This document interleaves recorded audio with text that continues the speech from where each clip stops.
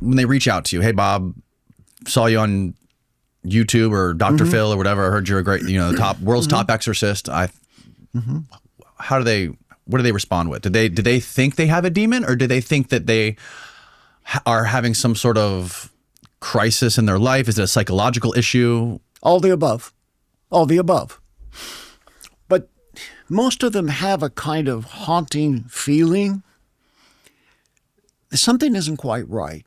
That, for example, the individual says, I've got these 6 strange diseases. I've been to every doctor. I had a lady the other day say, I've been to 15 doctors. Nobody can solve this problem. Why am I like this? Could it be a demon?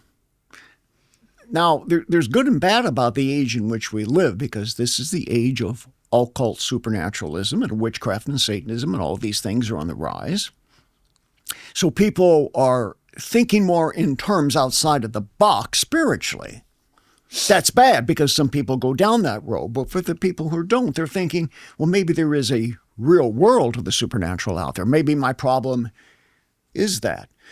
And there may be other people who come to me with legitimate mental health issues. And so we always ask the question, are you under the treatment of a psychiatrist, a therapist? What kind of medications are you on? Has there been a clinical diagnosis for your condition or the things that are happening in your head? But then there are the people who can tell you exactly when the demon entered. And these are people who have been in the New Age, the occult, various types of demonic supernaturalism, and they know when that spirit entered. They feel it, they sense it. Many different types of psychological ways and physical ways.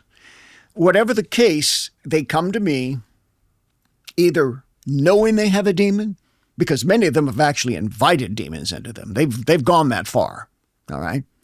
In a kind of stupid moment of maybe they were on drugs, maybe they were high, maybe they were drunk, maybe they just were so bitter and angry at God, and that's a big category, people who are mad at God. And so they go to his enemy, and then they find out, whoops, I shouldn't have done that. So all those people, it's a mixture. But when people come to see me in person or virtually, most virtually, they fill out an intake form. I look down through that intake form, very specific questions, and I can reasonably... What kind of questions? Questions like, what was your family life like? List your instances of abuse and trauma. Have you ever thought of or attempted suicide? What kind of drugs have you taken? What type of alternative religious belief systems have you been involved in? What do you mean by alternative? Well, non-Christian, essentially.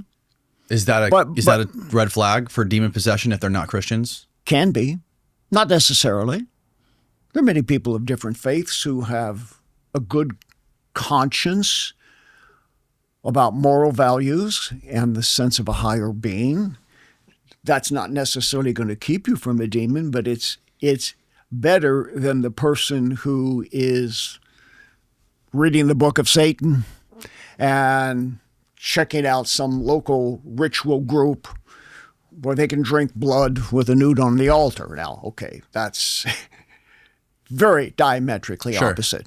So it's all over the place. But these people have a sense something's not right and there's something evil. So they'll say things like, stuff is crawling all over my body, inside.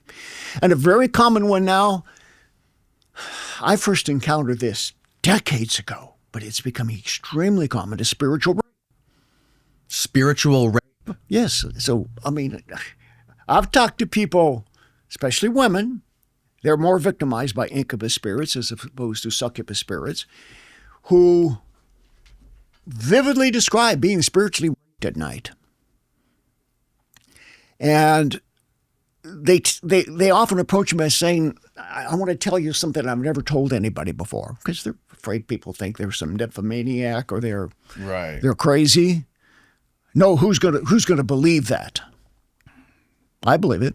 In fact, one of the books I wrote, Jezebel, wrote the book almost 10 years ago, included a chapter on incubus, which is the first time anybody in the religious community had come forward in printed form to talk about this. So somebody says this is happening to me.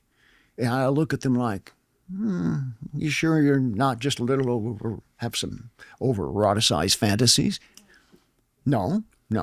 It happens. I wake up. It's happening. And I say, is it tactile? Do you feel it? Yeah, I have an orgasm. Wow. So when somebody tells you that... So they liked it. No, they don't like it. But it's enforced upon them. Almost always starts out... Yeah, but how would they have an orgasm? It almost starts out in a kind of sleep paralysis state. Right. They're immobilized. Now, not all sleep paralysis is demonic. There is a psychological phenomenon of sleep paralysis, but there's also a demonic phenomenon of sleep paralysis. So it starts out that way. They're asleep. They start waking up. They're immobilized. They can't move. And they will say things like, something is on top of me. I could feel its pressure. Sometimes they can see the thing. Sometimes it's visual. And then they, without getting too indelicate, afterwards have all the symptoms of having been raped. Now, this is not one person, and this is not mentally disturbed people. I'm talking about people who live otherwise perfectly normal lives. But a door has been opened to the devil at some point. It could be generational incest. It could be ancestors who practice things like this. Going back to Egypt. Going back to ancient Canaanite civilizations. Like epigenetic trauma from thousands or hundreds of thousands of years ago? Well, now you're going down the road of epigenetics and the idea of inherited psychological trauma. Yeah. And sometimes it is that. So a properly trained exorcist, and there aren't that many, frankly, will try to figure out the difference with God's help as to whether or not this is a re-experience of something that an ancestor has gone through, or whether they are experiencing it in real time now. Right, but couldn't it also be the same thing? If they are experiencing it in real time, if they're experiencing something that came through the past? Well, then you have to deal with things like the physicality of it. Right. I mean, they are very sometimes quite direct in explaining in private what has happened. Well, you're saying if they have the symptoms of it, then it has to be physical, right? So even if this is something that is happening allegedly in their minds, but there's physical manifestations, is it real? I think so. That's when you do the exorcism. That's when you say, if there's a demon behind this, if this is more than in this person's mind, by the power of Jesus Christ, God from eternity past, having defeated the devil at the cross, I command that spirit to come forward. If there is a spirit of incubus or some such thing, I command you by the blood of Christ to come forward and face me. And the demon will respond? If he's there. If he's there. Maybe not immediately. Sometimes just like that. Sometimes it takes a little while. Depends on the nature of the situation. Every situation is different. If nothing responds, it could mean that this person is having a psychological problem, and then you have to ask some indelicate questions about or the demon's elusive. About their sexual life, their history, and so on, and what has happened to them. And sometimes these things are projections of past abuse, like which hasn't been resolved or dealt with. But in far too many cases, this is just one of the many things that will happen. But then you have to go down the trail. Did this just happen because of this person's life?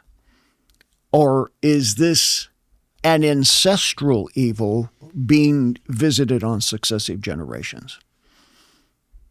Will the demon, how much information will the demon give you? Best case scenario. Will they tell you how old they are, where they're from? That's not the issue. Okay. The issue is, within reason, how much information do I need to know to help this person? No more and no less. This is the only infallible rule of faith, as the Stoic Creed state. You go by the Bible. So when you get into an extra-biblical context, you're sort of flying by the seat of your spiritual pants, so to speak. What do you mean by that? Well, I mean that it may not line up exactly with what Scripture says, so then you have to make a determination of whether or not there's deception going on, or whether it's just something about which the Scripture doesn't go into specifically. Case in point, what we just talked about. Now, the Bible does tell us about things that happened in olden times, going back to Genesis chapter 6, where there was demonic cohabitation with women and sex between spirit beings and human beings. But now that gets another whole issue, another whole track. That's another whole show about the Nephilim and other creatures and giants and all that sort of thing, which is a hot topic today. And as to whether the procreative abilities of demons ended, which I believe it did. But then, are they still trying to do what they can't do? That's the question. As you can see, exorcism is much more complicated than Hollywood would have you to think. How do you define a demon? What actually is a demon? Well, again, there are various theories about what a demon is. But the historic position of Christianity from the early church onward has always been consistent. Fallen angels, those who rebelled with Lucifer against God and were cast from the heavens to earth. And then Jesus in John 10:10 defined the mission as Satan comes to kill, steal, destroy. Doesn't get any more basic than that. So these are discarnate beings who roam the earth looking for ways to bring about the purposes of evil.